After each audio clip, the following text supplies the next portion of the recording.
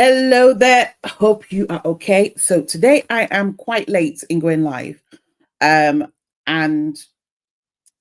I'll tell you why. I have just been for a day out with my networking group, which was amazing. We had such fun. And I'm going to show you some of the things that I got. So I got a present and everything else. So let me show you what happened. So that's why I'm late. But depending on what time you watch this, you may realize it's late or not. So this is what I got. I had a soul painting made for me by the incredible artist Nikki Hughes. So we'd never met, but we did a one-to-one on Zoom, and she asked if she could do a soul painting for me. So I said yes, and that's what came out. Isn't that stunning? Absolutely gorgeous. And apparently the gold in it is real gold. How fascinating. So thank you, Nikki. That was my beautiful gift. So what are we talking about today? Oh my goodness. So today I'm talking about the emotions that go with when you don't know why you are here, when you realize that there is no meaning to life. Okay. Now, what does that mean? And I'm not talking about purpose yet, because not everybody is ready to receive their purpose. Okay. Nobody's ready to receive their purpose. So what tends to happen is you'll start to experience elements of discomfort. You you get discomfort, you get a lot of resonance, you get a lot of signs.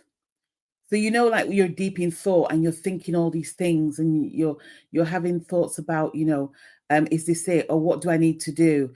You're also thinking about so if you're working at the moment, you're also thinking about, so this is my proper job where I get paid X. Can whatever new meaning I'm finding, can that be turned into a job?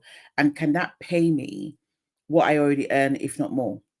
There's a lot of pressure there. And that's why it's really useful to come to my,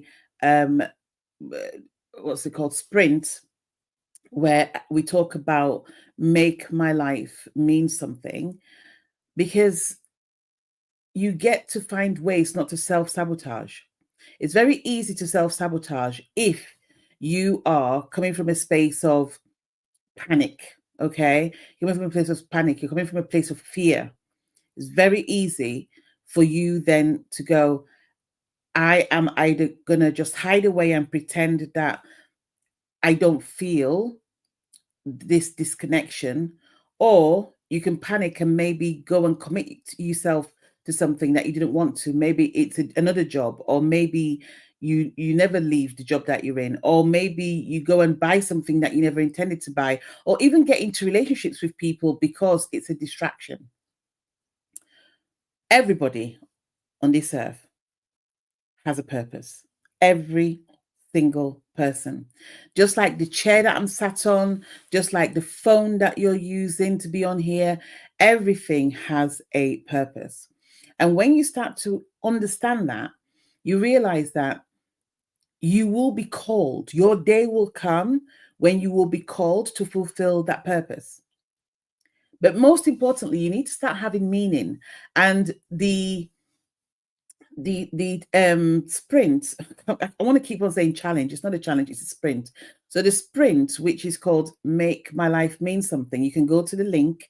If you're on TikTok, you can go to the link and click there. And if you're on YouTube, you can go to the bottom in the comments and see the link as well.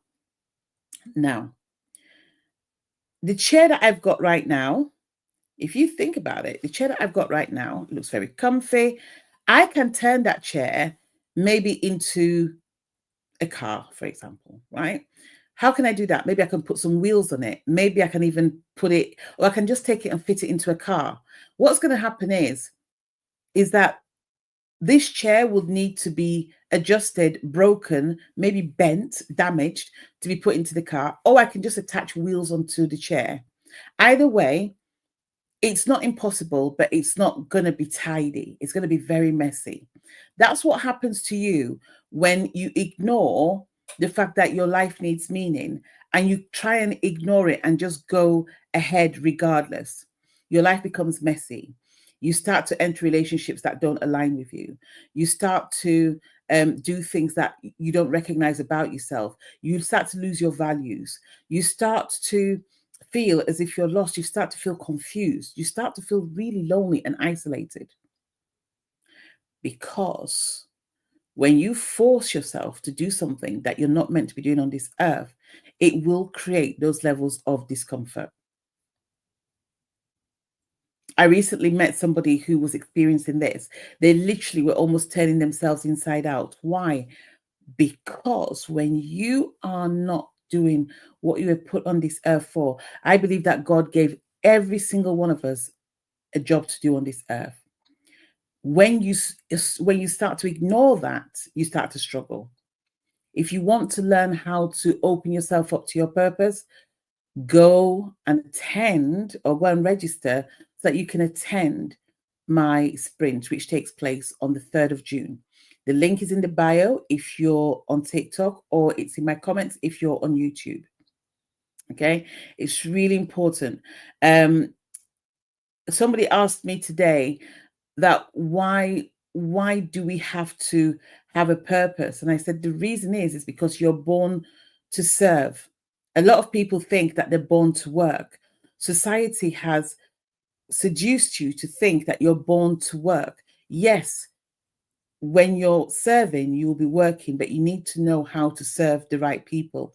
You need to know how to serve them with the right thing.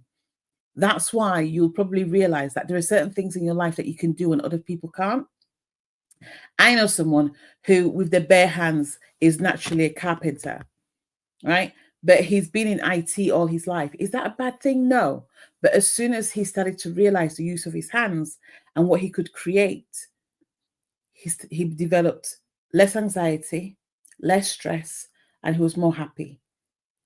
And it allowed him actually to eventually have the notion to retire from his job. I'm just going to put my glasses on and just see who's here. Hello, everybody. Hope you're well.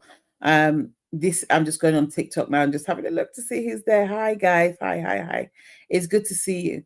So please, whatever you do today, make sure that you start to tap into why you're here. That discomfort is not a mistake. Okay, it's not a mistake. And I promise you this: if it goes, it's going to come back. It will come back. 100% it'll come back.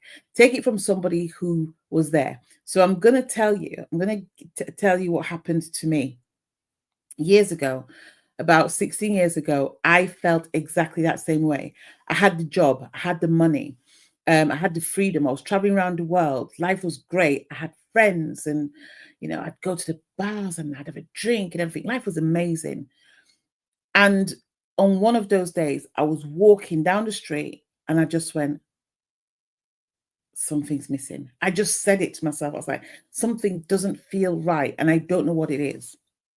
And that was me starting to open up to receive my purpose. The thing was, I didn't know what purpose was, and I definitely was not open to a purpose. Within a few weeks, I met someone who basically said to me, your purpose is that your intuition is coming out and you need to work with it. It's incredible. And I was like, I don't want it. I don't want it. Listen, I've got the car of my dreams. I've got the job of my dreams. I've got holidays booked. Why on earth would I want to take on this purpose? I got away with it for an extra